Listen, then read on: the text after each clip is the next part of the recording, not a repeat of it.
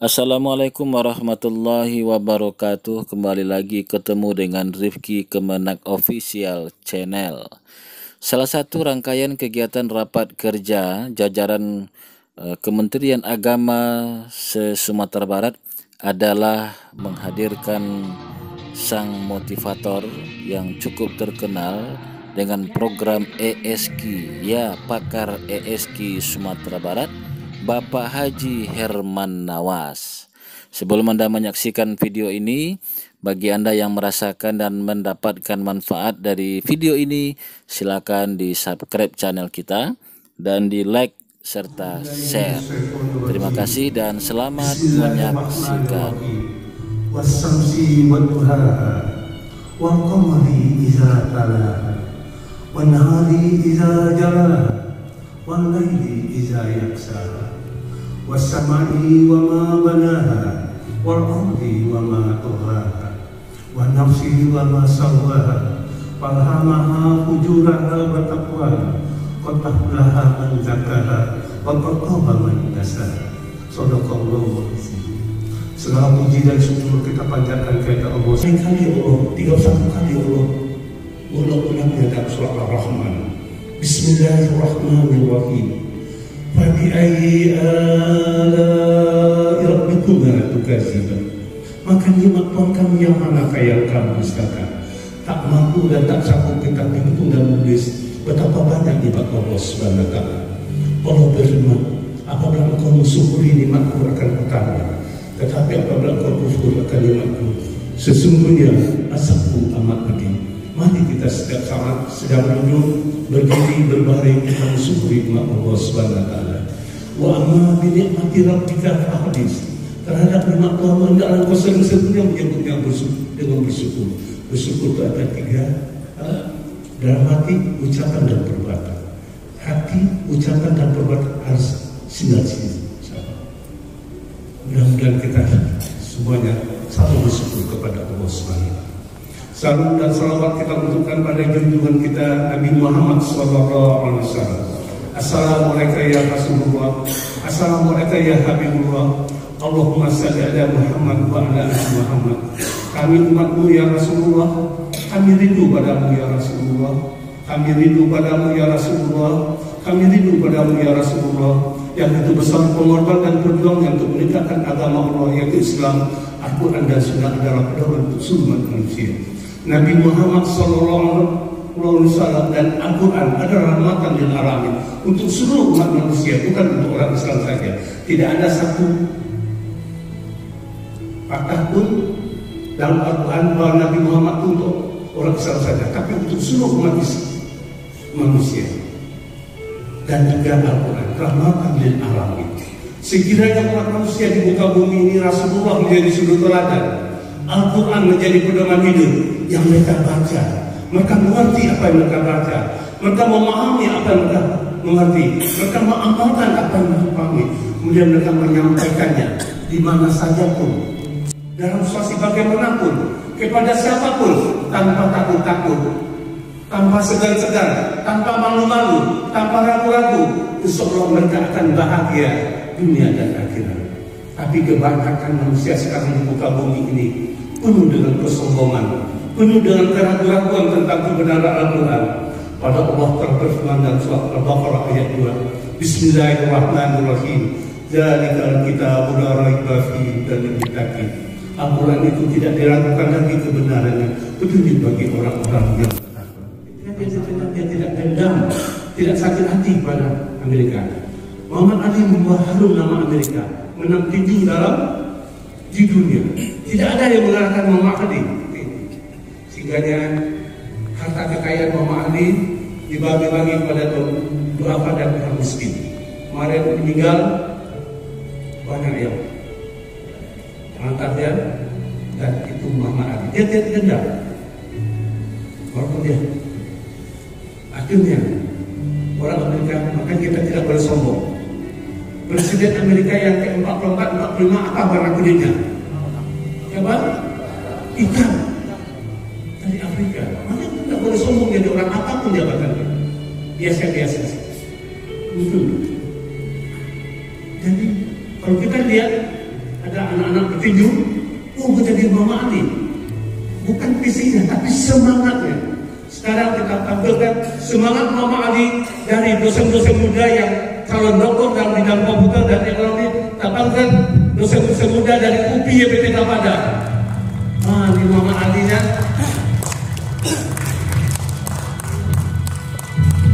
Ini ada sambung ini setengah hari di beberapa.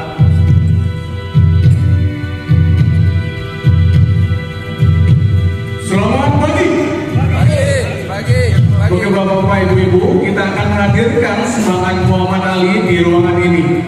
Di sini nanti ada 5 gerakan. Yang pertama itu adalah salam tinju box. Gerakan kedua strike, tinju lurus ke depan. Gerakan ketiga hook dari samping, hook. Gerakan keempat uppercut dari bawah, uppercut. Gerakan kelima itu adalah gerakan diva dan ke kiri dan ke kanan. Oke, silakan berdiri Bapak Ibu semuanya. Catch me if you can.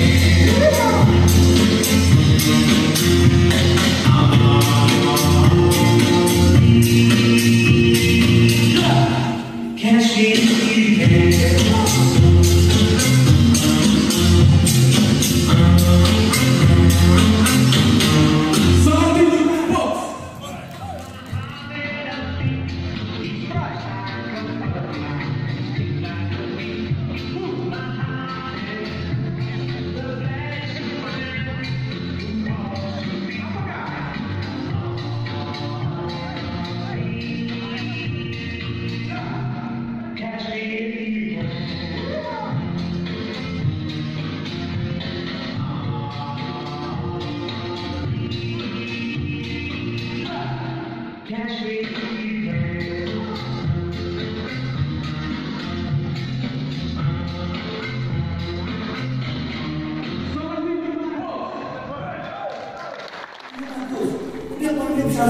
Fotonya terpampang sekarang, manis-manis wajahnya.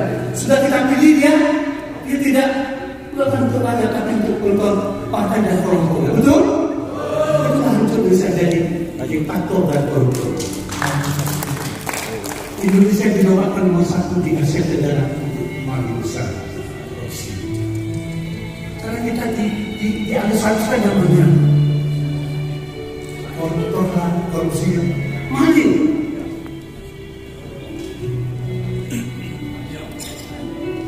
Yang kuat bukan yang lemah. Sudah masuk di penjara, sudah jadi koruptor, main mencalek lagi. Anjing. Bapak kalau mencuri di Mekah kemudian dipotong sakit-sakitnya, betul?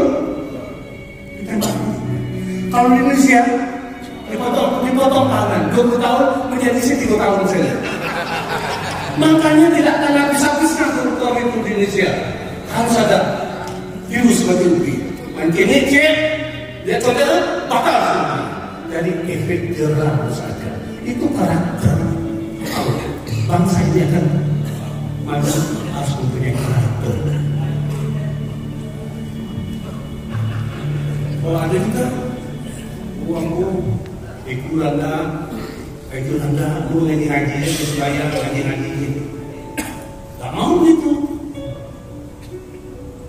Ada orang minta bantuan, Pak bantu Pak, ada sumpah ada ini minta bantuan Pak, tidak ada keluarga saya sih, tidak ada ini. Sukses orang seperti itu? Tidak. Kemudian dia akan jadi petaka. Bapak kan ini, dua kecerdasan kita. IQ kita di dalam ini di atas rata-rata, sehingga Bapak dari sarjana tamat SMA di atas rata-rata. Yang perlu biasa kecerdasan emosi dan kecerdasan spiritual, itu yang perlu biasa. Bagaimana cara maksanya? Dipaksa, terpaksa, terbiasa dan menjadi karakter. Bapak ini satu lagi kita sedang bersama orang Sumatera Barat karena ada isu bersama akhir Februari ini mega gempa. Bapak tahu tahun 2010 waktu itu wali kota masih Pak Fauzi bahas datanglah 10 orang, ini masalah IQ ya, 10 orang profesor doktor dari Jepang, ahli gempa dan tsunami, datang terhadap bertemu Pak Fauzi Barat, Pak Indonesia. Apa dikatakan? Dia datang tanggal 3 Maret. Kemudian dia bilang, pertengahan Maret 2010 akan terjadi gempa besar dan tsunami yang besar melebihi dari Aceh. Seluruh kota Padang, Pariaman sampai Semen Padang habis semua. Kami profesor doktor dari Jepang, ahli gempa dan tsunami, menawarkan ini alat, belilah alat ini.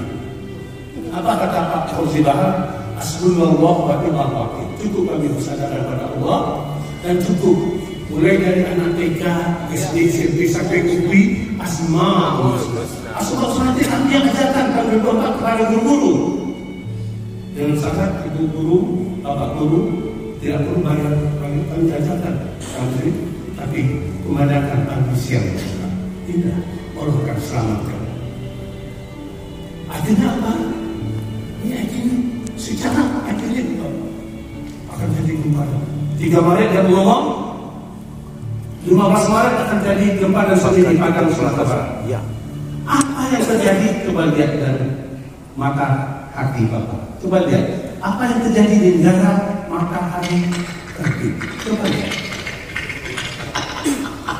3 Maret memiliki 9 Maret di Jakarta, apa yang terjadi? Coba lihat. Ini